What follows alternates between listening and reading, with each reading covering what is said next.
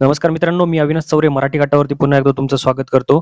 बृहमुंबई महानगरपालिकेमध्ये सध्या एक्झाम चालू आहेत कनिष्ठ अभियंता आणि दुय्यम अभियंताच्या, ज्या स्थापत्य, यांत्रिकी आणि विद्युतच्या सुरू आहेत. यामध्ये बघा 14/10/2024 अन्वये कनिष्ठ अभियंता स्थापत्य अभियांत्रिकी विद्युत या दुय्यम अभियंता स्थापत्य अभियांत्रिकी आणि विद्युतची पदे सरळ सेवेने भरण्याकरता याबाबत जाहिरात दिली होती. आता त्यांनी काय केलं, एक नवीन आज एक शुद्धीपत्रक पडलेलं आहे. अजून यामध्ये बघा दुय्यम अभियंतामधली स्थापत्याची जी 9 मार्चची या ठिकाणी एक्झाम होती ती राहिलेली आहे. यामध्ये त्यांनी नवीन एक शुद्धीपत्रक टाकलंय. सदर जाहिरातीच्या अनुषंगाने महानगरपालिकेच्या संकेतस्थळावर नमूद केल्याप्रमाणे सदर पदांच्या निवडीचे निकष हे सदर परीक्षे प्राप्त झालेल्या गुणांच्या आधारे तयार करण्यात आलेले सामायिक गुणवत्ता यादीनुसार विहित सामाजिक समांतर आरक्षणानुसार तात्पुरती आणि अंतिम निवड यादी तयार करण्यात येईल असं नमूद केलेलं आहे. तथापि एकाच पदासाठी एकापेक्षा जास्त सत्रांमध्ये परीक्षा घ्यावी लागली तर गुणसंख्या स्कोअर परीक्षेचा सत्र 1 ते अंतिम सत्र याबाबत सामान्यकरण नॉर्मलायझेशन इक्विपर्संटाईल मेथड या तुलनेने करण्यात येणार आहे.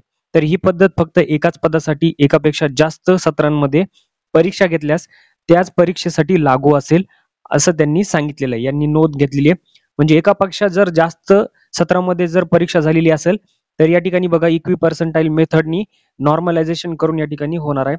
मला एक समजत नाहीये की याच्यामध्ये स्थापत्य अभियांत्रिकी दुय्यम अभियंत्याचा पेपर आणखी सब इंजिनियरचा बाकी असताना या प्रकारचं शुद्धीपत्रक कसं काय येऊ शकतं.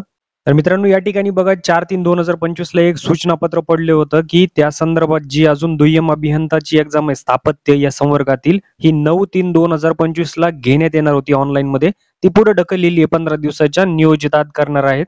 म्हणजे 15 दिवसाच्या आतमध्ये ही एक्झाम वापस घेणार आहेत. तर अजूनपर्यंत त्याचं कोणतंही सूचनापत्र नाही पडलेलं.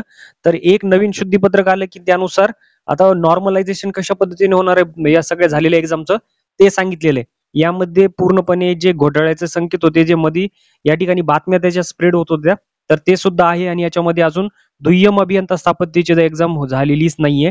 तर त्या सूचनापत्र किंवा त्या पद्धतीचं या ठिकाणी शुद्धीपत्रक टाकण्याची काही गरज नव्हती. या ठिकाणी तुम्हाला काय वाटतं कमेंट करून नक्की कळवा. तर मित्रांनो याच अपडेटसाठी अजून चॅनलला तुम्ही सबस्क्राईब केले नसेल तर सबस्क्राईब करा, लाईक करा आणि शेअर करा. भेटूया पुढच्या व्हिडिओमध्ये. तोपर्यंत जय हिंद, जय महाराष्ट्र.